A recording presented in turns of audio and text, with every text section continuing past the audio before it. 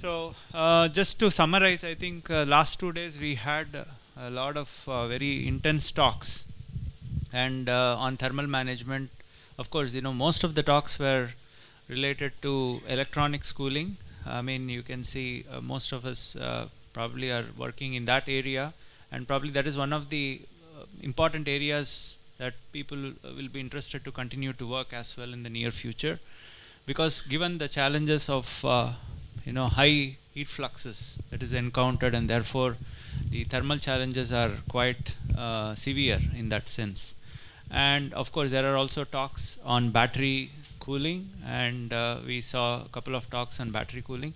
And whether it is, just my perspective is the problem of electronics versus battery cooling. So although they look very similar, I think the nature of the problems are quite different, because you take electronics cooling, you're dealing with very high heat fluxes. You're talking about what, 100 200 watts, concentrated on a very small surface area. And however, the operational limits of the electronics chip is still about 70 75 to 80 degrees. Whereas if you take the case of batteries, the heat fluxes are not high, they are moderate, but the operational temperature limits pose the constraint. You're talking about operation of between 20 to 40 degrees. So therefore, you cannot just use the same cooling system that you have developed for example, for cooling electronic chips directly to batteries, because the working fluid has to be different. You are talking about different types of cooling. You need not have only active cooling, you can have passive cooling, not just phase change but also single phase. So therefore, I mean, people who generally work on electronics cooling tend to just think that probably it's easy for them to move over to other thermal management techniques. But you have to understand the nature of heat fluxes that you are dealing with, and especially in batteries, heat flux is not a big constraint, but the design, scalability, because now you are talking about several cells put together as modules, and several modules as stack. And how do you ensure that your cooling technique is scalable on that level? For example, if you have a heat pipe which probably works for a electronic chip dimension, the same thing, if you extend it to a single cell, it might work, but then how do you scale it for a module level or a stack level is a big challenge. And these are design challenges that I think we should work on. I'm just putting my perspective on the electronic versus battery thermal management. Of course, we also had talks related to thermal management in other areas. We talked about the space cooling, for example, and then kind of waste heat recovery and space cooling was one of the important topics that emerged. Of course, I talked something about the gas turbine thermal management as well. So looks like there is a lot of scope, as thermal engineers, where we can use these techniques. Professor Marco introduced all the different classification of thermal management techniques, as active, passive, and then looking at whether free or forced convection, natural convection, forced convection cooling, and single phase, two phase. So all of these techniques that can be applied have different applications. And of course, you have to be quite aware of the fact that each of these applications require a different type of cooling system. So essentially, what you use in as a single phase cooling in one need not be the same in other. It can be a two phase cooling, and so on, depending on the heat flux, depending on the working fluid, and depending on the operating temperature that you want to maintain. And there is a lot of scope to improve the design aspects, rather than just the cooling technique itself. I mean, how do you improve the design and make it more optimal? So this is probably another aspect of approaching the thermal management. So one is, I would say, the different kinds of techniques that you have with you to apply. The other is, even if you identify a particular technique, what kind of design modification that you need to do, and how do you optimize that design. So we also saw many people are parallelly working on using some surrogate model plus genetic algorithm or some kind of optimizer to optimize the design configurations. So that seems to be also a trend. And of course, using machine learning to probably make better predictions for these kind of systems is also looking to be the trend in the future. So therefore, from my end, to summarize, what is the future scope? There is a lot of scope in the aspects of two-phase systems, especially both active and passive two-phase systems. And the applications are more now concentrated towards electronics cooling.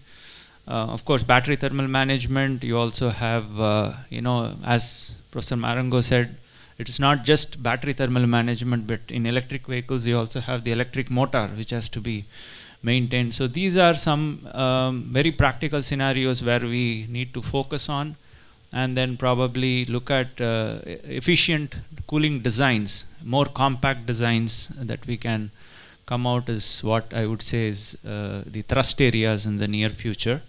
And I hope in this workshop you could get a glimpse of most of these ideas in the last 2 days. So you may have to just focus on one or two of these areas probably in your research and see how you can excel in that. So with that, I hope the workshop was useful for most of you and met your expectations. I request Professor Marango to give his comments. Thank you, Arvind. So I have 3 comments after these 2 days. The first one is about the form of this workshop. Because many times we are going to the conferences, and of course can be very interesting, but in 3-4 days maybe only 30%, maybe are parallel sessions first, so you're not able to follow, to attend all the sessions and all the papers, first point. And second point, and many times only 30% of the papers and presentations are interesting. And this form of workshop is very effective. So if you are thinking in terms of efficiency of the knowledge that we transfer, and we discuss among us, this kind of format is really very interesting. I propose also for other fields like phase change and wettability and so on, and sprays. And I think that also in these 2 days you had the proof that this is a good way to discuss and to be really at the front end of the research in one field. In 2 days we had really, I don't know how many, at the end we had eight or 9, 14 altogether, yes. 14 presentation, high-level presentation, very good presentation, and especially for the young researchers, this could be really the way to approach maybe possible future solutions and so on. So this is the first comment. The second comment is coming from my work as an editor of journals. And in our field, the risk sometimes is to do only incremental works, incremental papers. So where we are doing a paper, only changing a fluid, and then, okay, try to publish it. Okay, then we are changing roughness 20%, let's publish it. Of course, there is a lot of pressure from, let's say, the reviewers of your career, not the reviewers of your paper, but the reviewers of all the career, that you must publish to, let's say, go up with your, from assistant professor to full professors and so on. But it's very important at the beginning to dream to something that is a breakthrough. I did in my career, I don't have so many papers. I think that I have 150 or something like that, journal papers and so on. But it's not so much. Where is Cam? Cam Tropea is not present. He has 500 papers. But I'm very, my citation rate is very high, okay? So I was cited many times, but the reason for that is that when I'm starting research, I'm always asking, is this really at the top level of the knowledge? Can I go beyond? So this is why I initiated, many times in my career, I initiated something new. I started with microchannel in 2001. Okay, not so many people were working on this thing. Okay, so I started with the icing mitigation in 2006, and now I am the most cited in this area.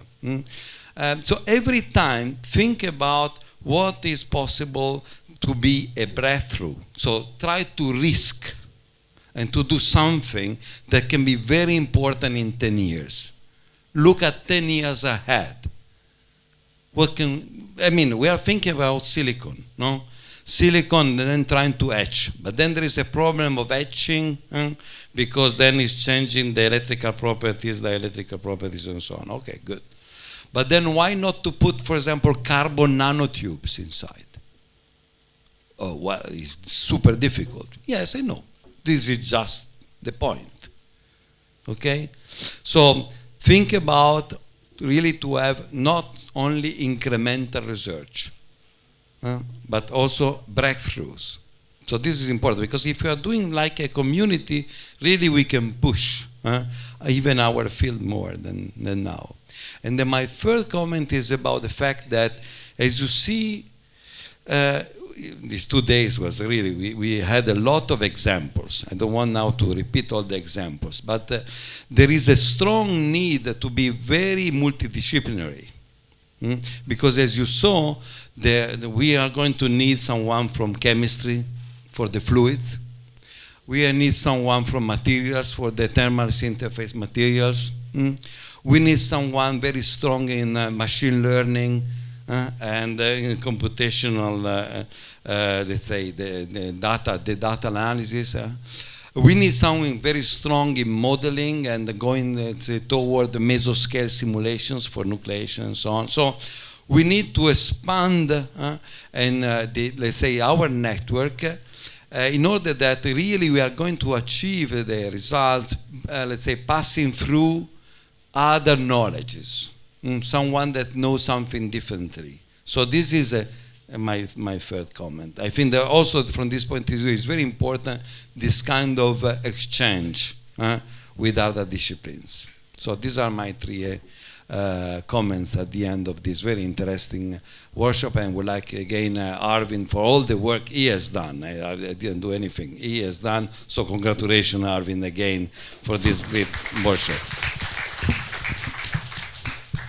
Thank you, Professor Marengo. So I think this is some very interesting point that Professor Marengo has raised, is the interdisciplinary research. I mean, this is something that in India we are just starting, probably is already established in US and Europe, and they have already realized the need for working with people across different disciplines rather than working in silos. This is something that we are now getting used to. In fact, in IIT Madras, we are having interdisciplinary centers of excellence. We have, through the Institute of Eminence, they are encouraged to work across departments. So we are trying to work with somebody in physics or chemistry or material science. So to learn what is the best practice. For example, just to give you an example of how this started, I mean, I would like to talk about Professor Sarit Das himself. So he was one of the early pioneers of this interdisciplinary research, and at that time probably it was not very well received, but he was able to take the ideas from chemistry department, for example, how to prepare the nanofluids using different types of nanoparticles that were synthesized by the chemists, and use them for heat transfer, and he was very successful at it. And now this has become very common. So we are actively working with people with physics or chemistry. We, in fact, even for the instrumentation and characterization, we have to depend on SEM or spectroscopy and so on. And all these are available with sciences. So and also for the lithography and so on, we have to go to the MEMS lab available in electrical engineering.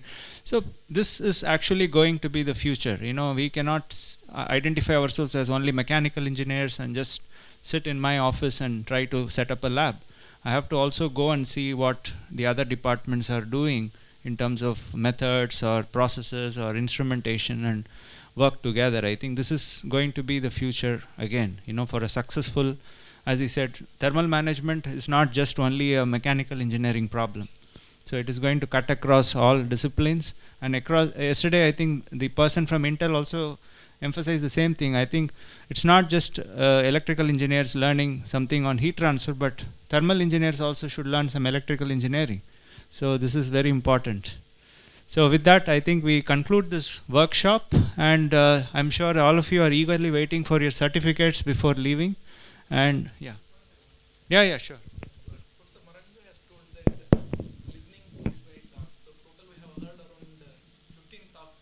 So all from stalwarts of the field. So this is the one platform that in the last 10 years, because I'm in research from last 10 years, 2014 I started my PhD. So I attended around 3 to 4 international conferences and 2 national conferences. But I have not come across like this platform where I heard from the stalwarts, and it's highly knowledgeable and more informative. So this is rather than it is a 2-day workshop, it is a like a 2-day international conference on thermal management techniques only to have been better. So it was a very very informative and the best platform and talks we have heard in last 10 years. But Yeah, so we'll continue hopefully to do that in the future as well. Because now this time Professor Marco is there. I mean, Professor Campropia came, we had something on interfacial flows last year. So I think whenever we have visiting professors, we try to make the best use, in terms of organizing some people. So I would say we have about 60. Yeah. I just want to add, so Arvind himself organizes under the auspices of ISHMT Golden City Lecture Series. I don't know how many of you are the members, but I'm also helping him sometimes. And we really get very good speakers, and we have seen a very bad trend that there are hardly 30 attendees. And if you look at the quality of all of those talks, they are recorded. They are mostly in these fields and very informative. So I would request that all of the student participants, if you are members, please attend. If you are not, please become members. And if you want to hear from someone across the globe, let us know and we'll try to get them online sometime. So that's one thing which is continuing at least 3-4 talks. I think 5-6 talks per year. Yeah, Right? 6 talks per year, we have been getting only 30 or 40 participants. And the previous talk was by Professor Bejan. Yeah. So I mean, so he was expecting maybe a few hundreds. Okay. So maybe you can ask Professor Marigo to distribute half and I'll do the remaining one.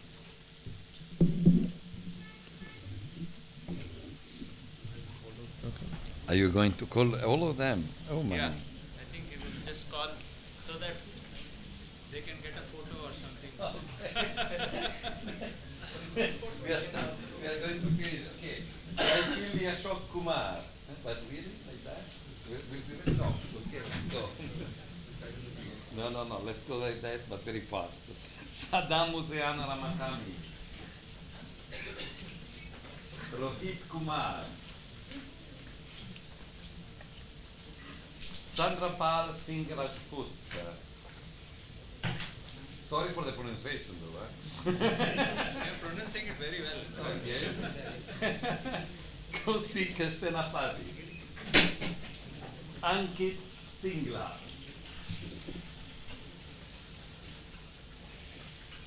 Ravinda Mohanty.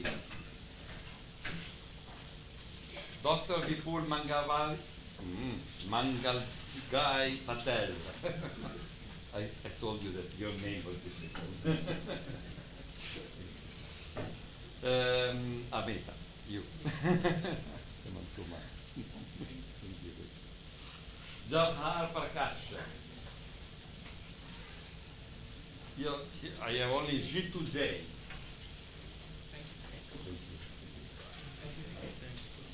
Is your surname J? Only J? Oh, wow, this is an achievement. Pay attention to publish with this surname. Jyotiranjan Mohapatra.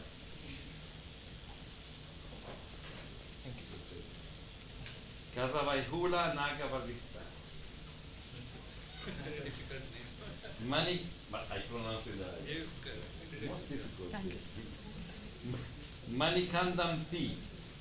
Okay, in a very short sentence. You got your certificate? Mati Yagatan, Okay. Yatagan Yeah. S.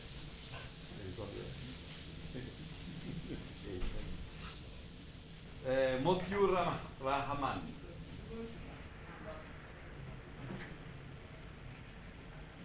Mozahid.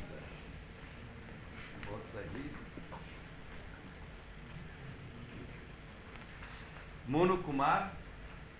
I saw him.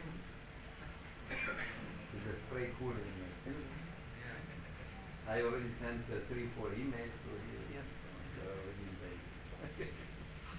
Motihal Saban.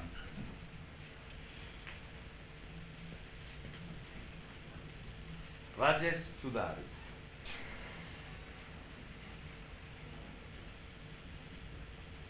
And Shailesh Kushwaha. Okay, now is your turn. Okay. Sharmila B.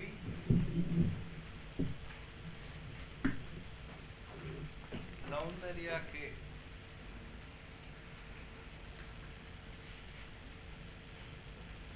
Tapanna Kumar. Thank you. Nancy Moganam. Venkatesh Dasari.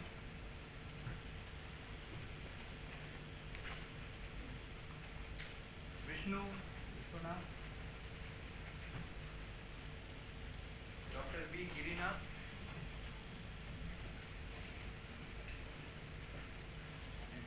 Babu Shankar.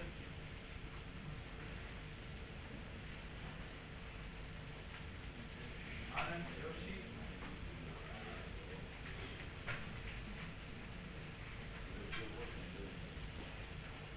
Dr. K. Pichandi. Dr. Sudarshan. Okay. Kumar Raghuvansh Narayan.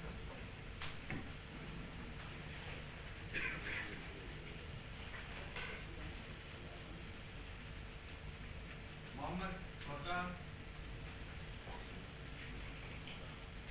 Rampalli Sriramachandra Murthy.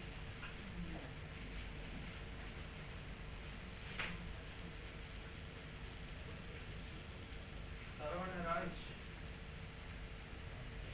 Dr. Sangamesh Gowdy. Tirupati R. Viraj Kisan.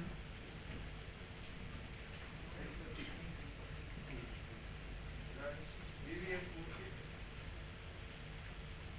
Jaganjit.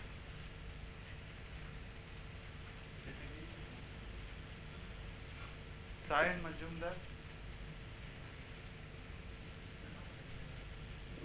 He's never coming. Satish Kumar Tripathi. I remember in the last workshop of Dasani Yogeshwar. Varpade Sanket Ajay. Suvecha Hota. Yeah, I know. And Dr. Rajesh Baby. Pratik Suresh. Krishna Dasan.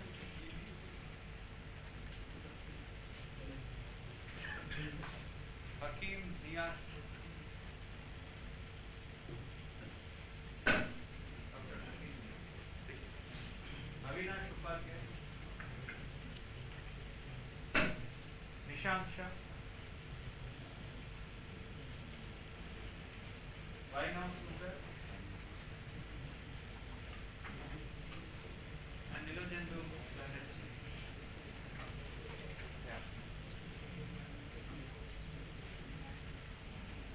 So thank you. I think with that we have completed the workshop, and we do not have another tea outside. So there's nothing for you to now wait for. I think we can just leave. I hope many of you have come from other outstations, have to catch your train or flight today evening.